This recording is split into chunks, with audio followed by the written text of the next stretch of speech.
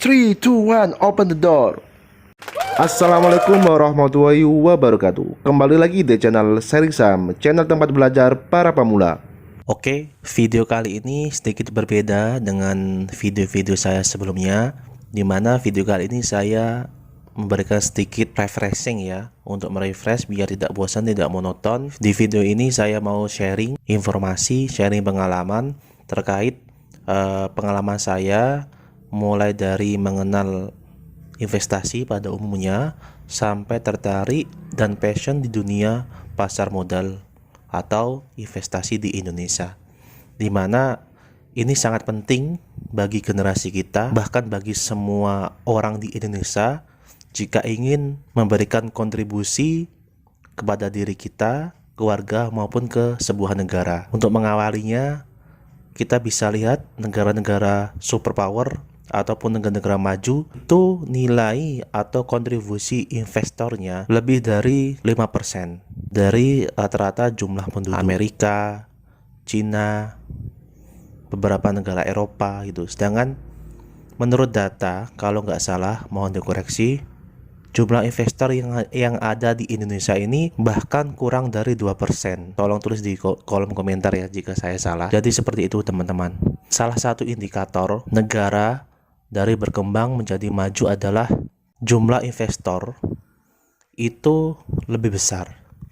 Artinya, jika investor dalam suatu negara itu banyak, otomatis ekosistem sebuah negara, baik dari politiknya, ekonominya, hukumnya, perdagangannya, itu bisa menimbulkan trust bagi semua orang, baik di dalam negeri itu sendiri maupun investor asing. Kapannya perputaran uang di dalam suatu negara itu besar.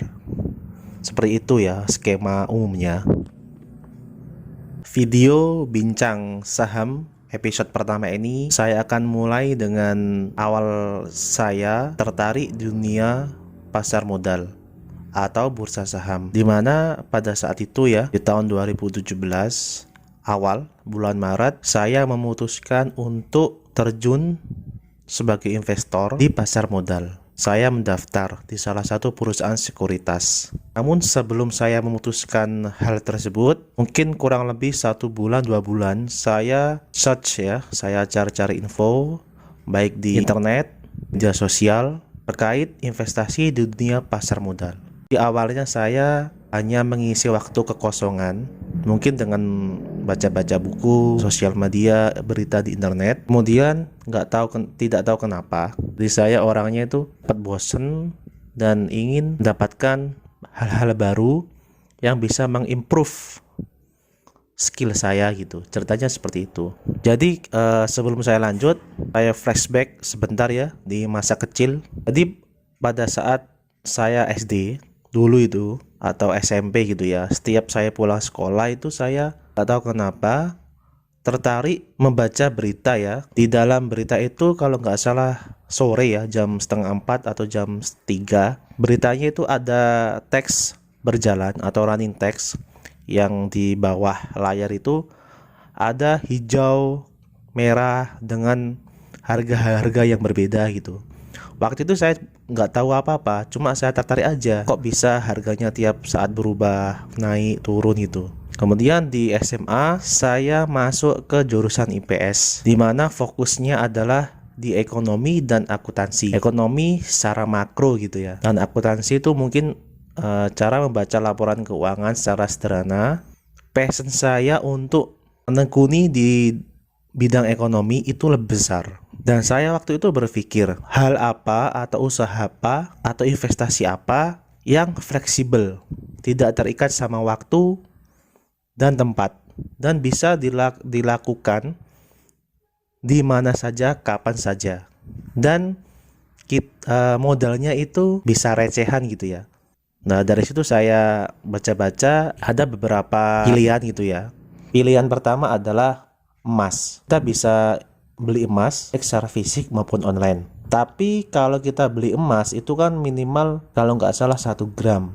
Kalau kita mau menyisihkan sebagian dari pendapatan kita, itu juga nggak bisa tiap bulan, karena alokasi untuk investasi itu kalau menurut saya itu 10% dari pendapatan kita atau dari gaji kita. Katakanlah misalkan gaji kita UMR ya 4 juta gitu. Jadi 10%-nya kan 400.000. Jadi 400.000 itu buat saving, buat investasi. Jadi kalau kita beli emas 1 gram butuh waktu 2 bulan untuk kita bisa beli emas fisik 1 gram. Dan yang kedua adalah deposito. Deposito ini bagus, artinya tanpa resiko. Namun minimal yang harus kita depositkan itu juga cukup besar ya. Nggak salah 10 juta gitu. Bagi pegawai biasa butuh waktu berapa bulan untuk bisa mengumpulkan 10 juta gitu kan. Artinya saya nggak bisa action. Pilihan yang ketiga, ternyata ada loh kita investasi via online, digital, kan insya Allah aman karena tidak ada payung hukumnya. Jangan percaya dengan calo atau broker yang belum terverifikasi dan legal secara hukum. Jadi pilihan ketiga adalah investasi dunia pasar modal atau bursa saham di Indonesia atau bursa efek Indonesia. Saya beranikan diri untuk belajar. Jadi sebelumnya saya ikuti ya website-website resmi di pasar modal ya. Saya sebutkan bursa efek Indonesia itu istilahnya tempat jualannya saham-saham yang diperdagangkan di Indonesia, atau istilahnya marketplace-nya saham-saham. Namanya Bursa Efek Indonesia. Itu kalau nggak salah websitenya www.idx. Ya klik aja, pasti akan muncul. Di situ semua berita, informasi secara terinci, jelas, akuntabel ada di website tersebut. Kemudian yang kedua adalah payung hukumnya itu di OJK ya. Ketika saja www.ojk.co.id kalau nggak salah.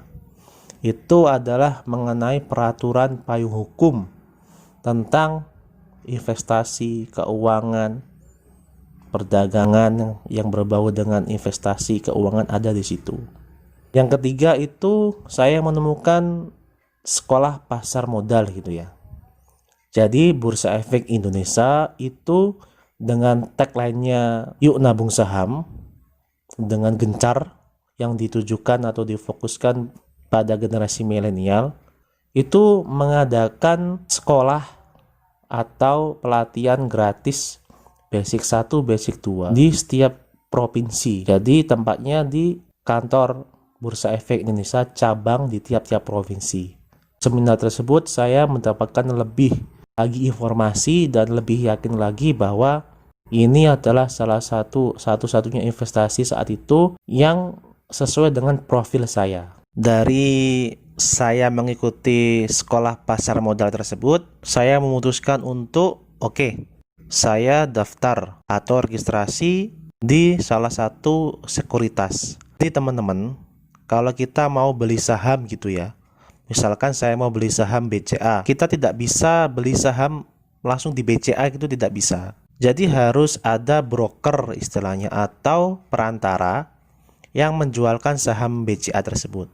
Namanya perusahaan sekuritas. Jadi saya mulai searching lagi perusahaan-perusahaan sekuritas yang terpercaya, yang terbaik di Indonesia. Jadi terkumpullah mungkin 10 ya saya ambil, dan saya memutuskan untuk mendaftar di Indo Premier Sekuritas, di mana mungkin salah satu keunggulan adalah kita bisa beli saham secara online, artinya sudah ada platform aplikasinya. Jadi sewaktu-waktu kita bisa beli, jual, menyimpan saham via HP saja. Untuk episode yang pertama itu saja ya teman-teman. Support terus channel ini dan share ke teman-teman lain jika bermanfaat. Saya akhiri, wassalamualaikum warahmatullahi wabarakatuh. Salam investasi.